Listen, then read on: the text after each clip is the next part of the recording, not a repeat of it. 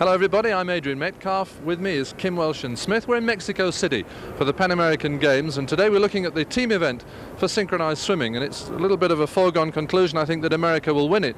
But I think, Kim, it would be nice if we told people just what hard work goes into winning a title like this. The Santa Clara Aquamaids are representing the United States here, and these girls have been training together for years and years. They train maybe 6 hours a day. They have the same coach all the time. Their techniques are so highly perfected that no one yet can pass them. No, but even so, we can see a bit of a challenge, I think, from the Canadians. But it's the American girls, I think, who are going to head for that gold medal. Anyway, we'll see now as we look at our first team. And a big cheer for the reigning world champions, the Santa Clara Aquamaids, representing the United States.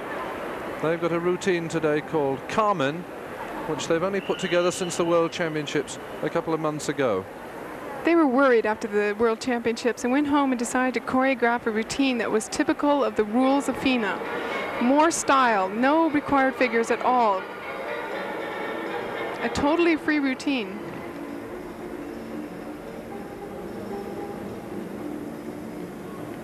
This team got the most experience of anyone in the world. Girls like Gail Johnson and Sue Ross have been swimming synchro for 11 years.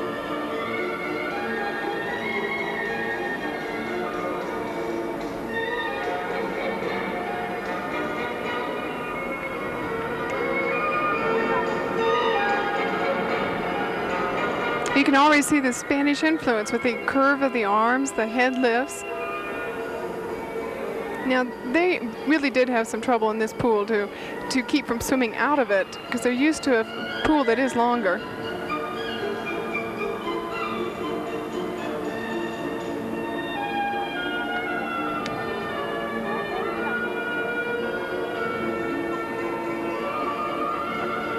A spinning up, which is very difficult to do. You just don't see this in the weaker teams.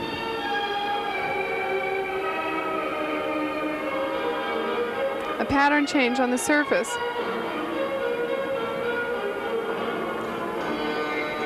It's very difficult in this pool because there are no sight lines along the bottom of the pool.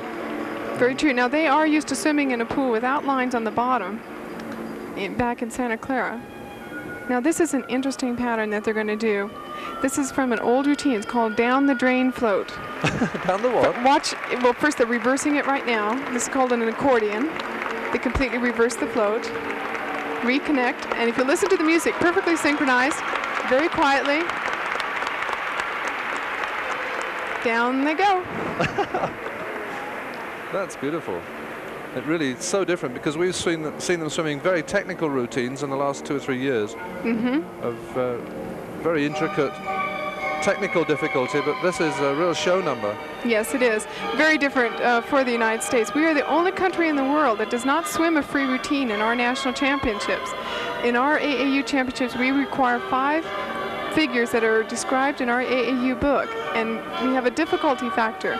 So we have 2 scores that are given. Here, in FINA competition, we only have 1 score given. Mary Ellen Longo, Sue Ross in line there. Very interesting. Holding the height, their legs above the water while bent. Now, this is another one of their famous floats. Reversing it, very pretty. Oh, the little girls sitting around us are screaming with excitement. It looks so effortless. Now here's this high lift, very high, up out of the water to their waists. And the 4 girls underneath gave them the lift.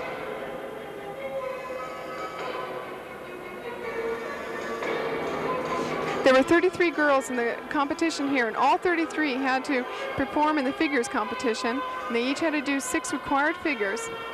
And then the scores were compiled, and that total score is added into this routine score. So they have quite a lead going into this competition. Now, this is a beautiful ballet leg line. Heads back, non-ballet leg foot at the surface. Keep lifting and staying straight. Now they're going to scull it to a diagonal, and those 2 girls on the end are working hard. Now they're going to change into another pattern.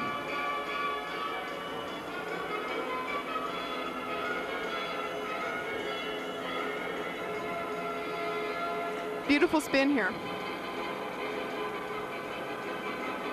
High lift. You can just see the height in them. The judges are looking for the difficulty in the routine and the perfection of the strokes and the figures.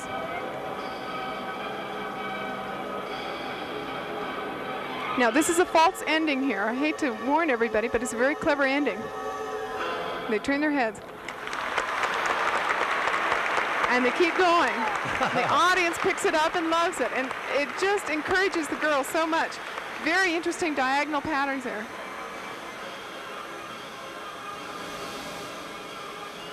And the conclusion of the routine.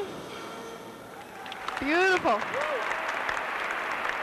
That's the new Pan American Championship team, and it may be the last time we see these girls swimming together as a team. The names: Michelle Baroni, Sue Barros, Gail Bazonas, Robin Curran, Mary Ellen Longo, Amanda Morrish, Linda Shelley and Pam Tryon. And I think we'll see maybe 3 or 4 of them will be retiring in the next year, and a whole generation of new young swimmers in Santa Clara will take on the mantle of this team.